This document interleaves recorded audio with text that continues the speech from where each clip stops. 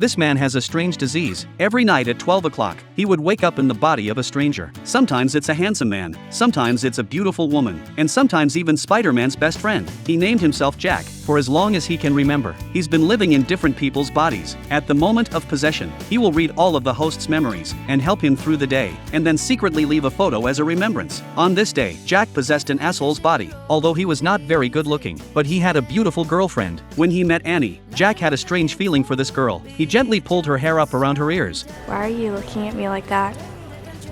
Like what? Maybe it would be fun if we just went somewhere. Like after school?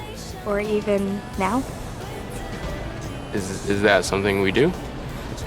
Well, couldn't it be?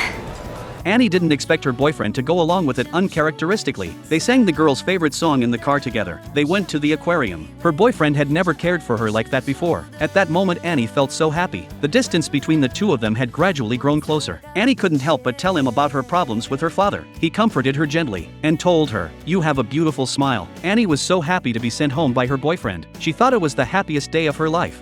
That's the nice note. Also, your mouth tastes so much better when you don't smoke. I'll try to remember that.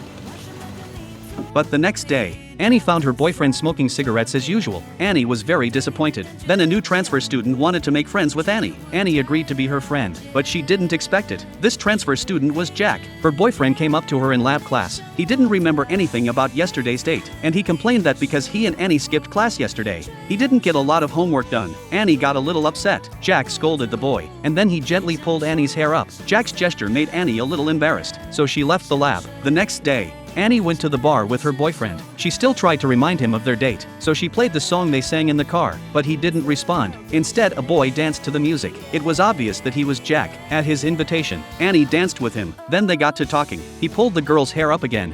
I just know that you can be attracted to way more people than you think. How do you know? And then Jack's cell phone alarm went off. He had to get home, but Annie grabbed his cell phone and tried to write down the number. The time was almost up. Jack grabbed his cell phone back and fled in a panic, but on the way home, he fell into a coma as the clock ran out.